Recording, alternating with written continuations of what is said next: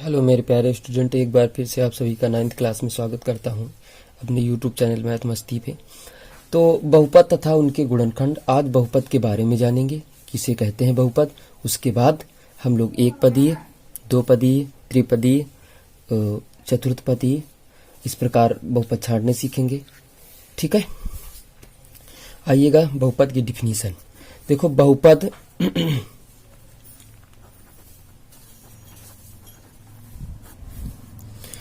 ऐसा फलन जिसमें बहुत से पद हो। क्या बोलोगे आप? ऐसा फलन जिसमें बहुत पद हो। ऐसा फलन जिसमें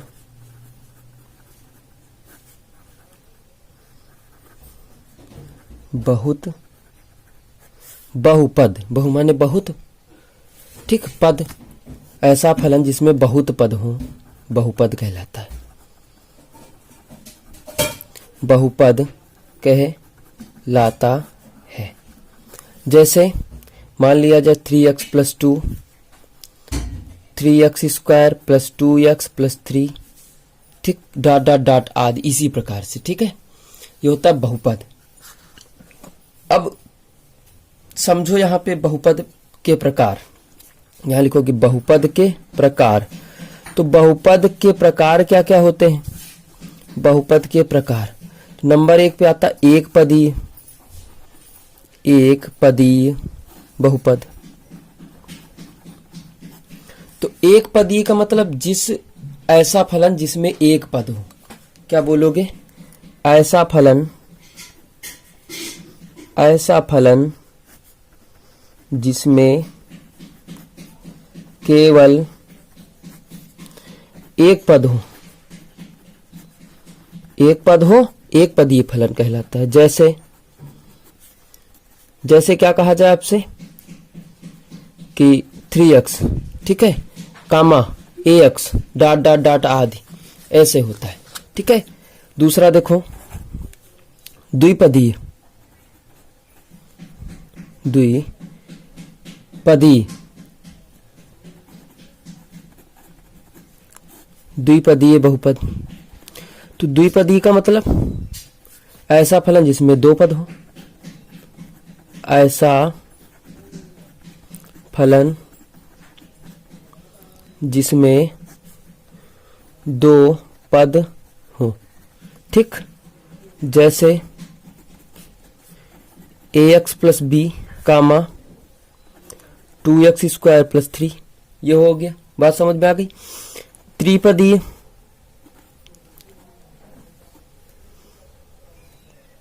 त्रिपदीय बहुपद, ऐसा फलन जिसमें तीन पद हो, ऐसा फलन जिसमें तीन पद हो। क्या हो? तीन पद हो। जैसे 3x square plus 2x plus 3, ठीक, तीन पद वाला कोई बहुपद लिखेंगे। ठीक है,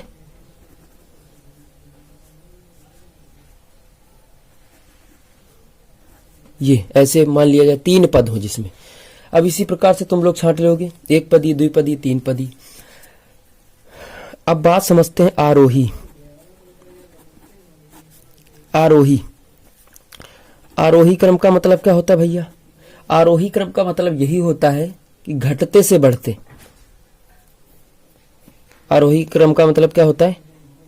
घटते से बढ़ते क्रम में लिखना।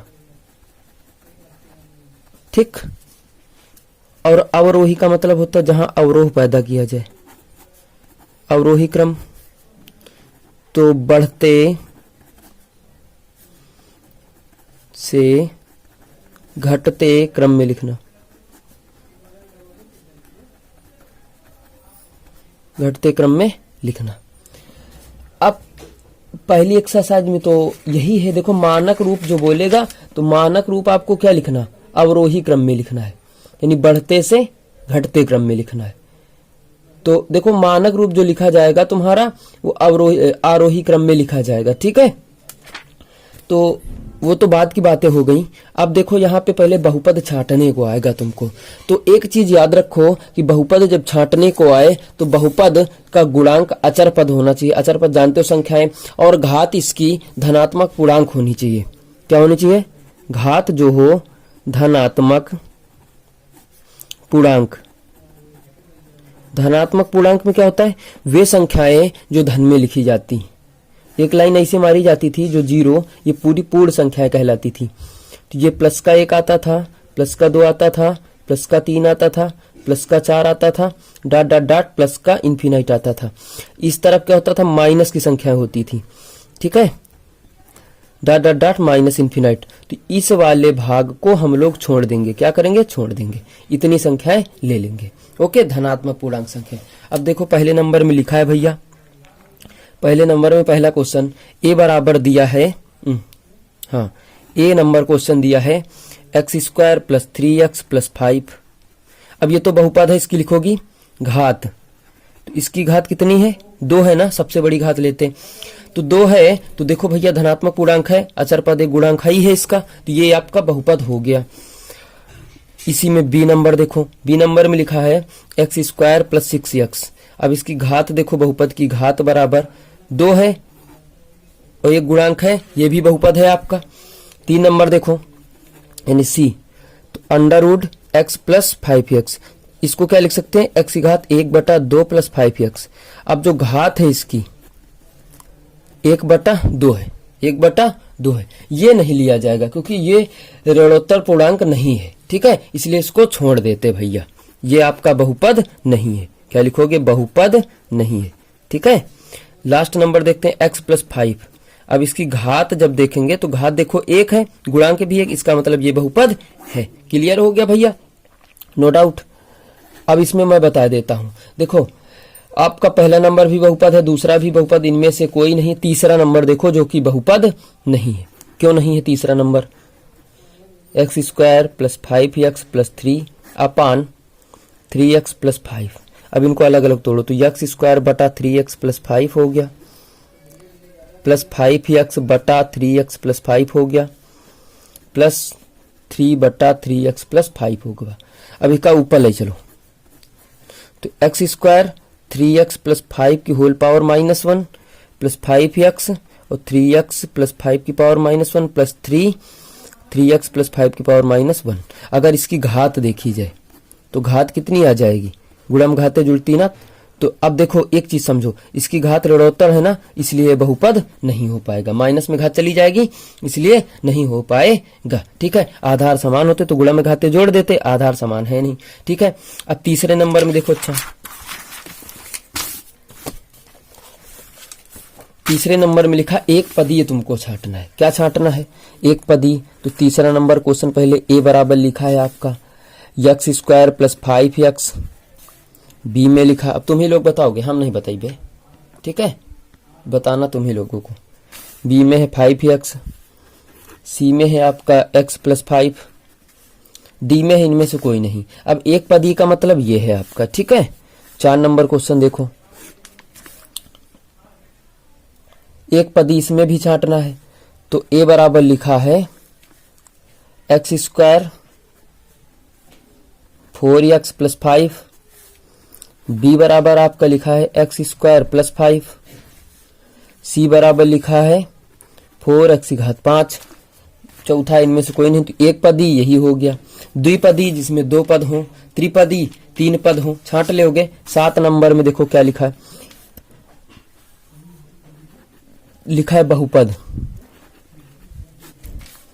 बहुपद 2x³ + 6 + 6² -x की पावर 5 + 6x का आरोही क्रम लिखना है। तो यहां लिखोगे आरोही क्रम लिखने पर, आरोही क्रम में लिखने पर। ठीक, आरोही क्रम का मतलब क्या होता है? घटते से बढ़ते। सबसे घटता कौन सा है? 6, उसके बाद 6x है, उसके बाद x², उसके बाद x क्यूब, उसके बाद x की पावर 5। ठीक, अब इसी का अवरोही लिखना होता तो उल्टा कर देते, अवरोही लिख जाता। ठीक है, 8 नंबर में आरोही क्रम लिखना है भैया। x की घात 3 minus x plus x square minus 2√2। कौन सा लिखना? आरोही क्रम, अवरोही, अवरोही क्रम लिखना है। ठीक है, तो लिखोगे कि हाँ अवरोही क्रम में लिखने पर, अवरोही क्रम में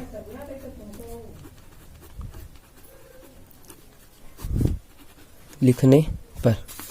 तो क्या लिखा? सबसे बड़ी, तो x cube minus x square minus x minus 2√2 हो गया आपका उत्तर। बात समझ में आ गई भैया? इसी तरीके से आप लोग छांट लोगे। 7 नंबर में लिखा है, देखो भैया क्या लिखा, एक बहुपद जिसमें प्रत्येक पद का गुणांक शून्य हो जाता है, जब शून्य हो जाएगा तो शून्य बहुपद कहलाएगा। शून्य बहुपद मैंने सॉरी नहीं बताया था। शून्य बहुपद क्या हो जाएगा कि जब गुणांक शून्य हो जाएगा, जैसे 0x square plus 0x plus 0, ये कौन सा बहुपद हो जाएगा? शून्य बहुपद। कौन सा हो जाएगा? शून्य बहुपद। ठीक है, क्लियर हो गया ना? शून्य बहुपद। 10 नंबर देख लो, एक बहुपद में जांचिए, क्या एक बहुपद में चर की घात ऋणात्मक नहीं होती है? तो बहुपद में किसी चर की घात ऋणात्मक नहीं होती भैया, ऋणात्मक नहीं होती है। ठीक है, ये तो बता ही चुके ऋणात्मक नहीं होती। 11 नंबर देखो, यहां लिख दोगे नहीं होती। ठीक, एक बहुपद जिसमें केवल वास्तविक संख्या का एक पद होता है, उस बहुपद का नाम बताओ। अचर बहुपद, वास्तविक संख्या है नेचुरल नंबर, कोई संख्या लिखा है जैसे ये, इसका क्या होगा? अचर बहुपद। अचर बहुपद, मैं भूल गया था, अचर बहुपद। अगर कोई लिखा है संख्या, क्या कहोगे? अचर बहुपद। शून्य लगा है गुणांक में तो शून्य बहुपद। ठीक है, 12 नंबर में कौन से बहुपद है छांटना है तुमको, ये बताना है 12 नंबर में। तो मैं सीधा सीधा बता देता हूं कौन से बहुपद हैं। तो पहला आपका बहुपद लिखा है 2x square plus 5x plus 6, घात 2 है इसलिए बहुपद है, ये वाला है। दूसरा नंबर देखो, x स्क्वायर प्लस 6, ये भैया बताओ, ये भी है। 3 नंबर देखो, 3 नंबर देखोगे तो √2x स्क्वायर प्लस √3x। अब यार इसमें देखो, इसमें देखना, ये उस बार पढ़ा था x प्लस 5, यही तो पढ़ा था। तो x की घात 1/2, ये ऋणोत्तर नहीं था इसलिए बहुपद नहीं था। घात देखो ये लगी है ना, इसलिए ये बहुपद होगा, इसलिए बहुपद ये होगा। ठीक है, बात समझ में आ रही ना? 1/2 करोगे लेकिन x स्क्वायर ये भी तो लगा है, तो ये घात ली जाएगी ना, क्योंकि इससे तो कोई मतलब है नहीं भैया, ये तो आपका गुणांक है ना, तो गुणांक से कोई मतलब है नहीं, घात तो इससे मतलब है। तो घात देखो क्या है? धनात्मक पूर्णांक है 2, तो बहुपद है। चौथा नंबर देखो, 2x प्लस 1/x स्क्वायर। अगर आपसे पूछा जाए क्या कि इसको लिख दिया जाए 2x और प्लस x की पावर -2, तो सबसे बड़ी घात ली जाती ना। अब बड़ी घात तो ये है, तो -2 यार इसकी घात आ रही, ऋणात्मक है तो बहुपद नहीं है। ठीक हो गया, बहुपद नहीं। 5 नंबर में देख लो क्या लिखा, x square plus √2x plus 6। अब यार इसमें देख लो, इसमें एक काम कर लो तू मन से, ये आपका बहुपद है, घात धनात्मक पूर्णांक लगी, ये आपका बहुपद है।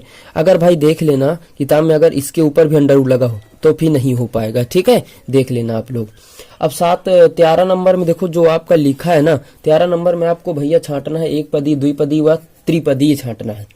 क्या करना है? एक पदी, द्विपदी, त्रिपदी छांटना है आपको, तो छांट लोगे ना, कोनो दिक्कत, छांट ही लोगे। अब आते हैं हम लोग, देखो ये 14 नंबर में मानक रूप लिखना है, मानक रूप लिखना है भैया।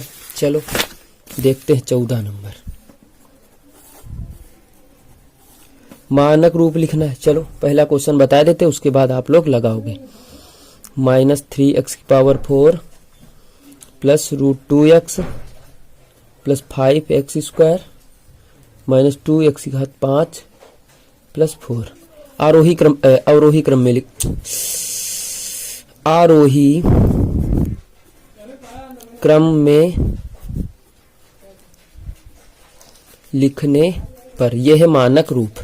ठीक, अब यार एक काम करो, सबसे छोटा देखो इसमें कौन सा है, 4 है, सबसे छोटा 4। उसके बाद देखो यार 4 के बाद कितना है, ये है √2x। इसके बाद देखो ये है 5x²। इसके बाद ये है, इसके बाद ये हो गया आपका, छाट लोगे यार इसी प्रकार। कोनो दिक्कत तो नहीं ना। अच्छा दूसरा देखो, 4 है, चारों में छाटना है आप लोगों को। x⁻7 3x⁻5 माइनस का है plus √2x plus 4/3 4/3x² minus 2x⁻6 plus 4।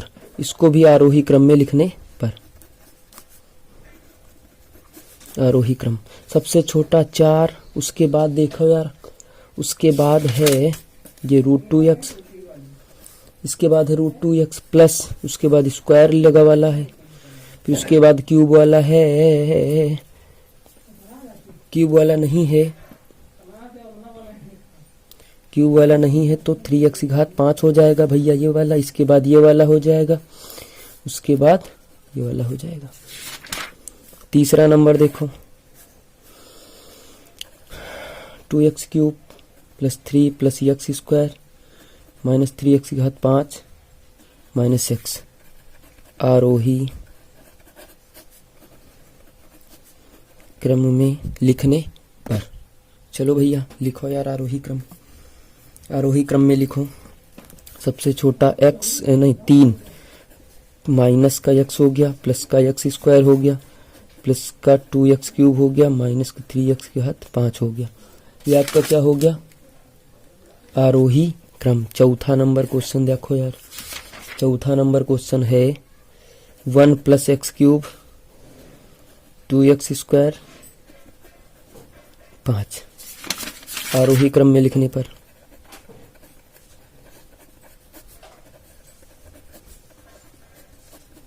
चलो सबसे छोटा लिखो, फिर सबसे छोटा, फिर सबसे छोटा, फिर सबसे बड़ा।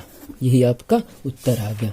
अब अगली एक्सरसाइज में जो पढ़ोगे तो घातों के बारे में पढ़ोगे आप लोग, और उसके बाद जोड़ घटाना गुणा भाग इसी एक्सरसाइज में सीख लोगे। ठीक है, जोड़ घटाना सीखोगे, फिर गुणा अगले भाग में है, अगली प्रश्नावली में, भाग इसी प्रश्नावली में आ जाएगा। तो दैट्स ऑल। कल मिलते हैं कल की क्लास में।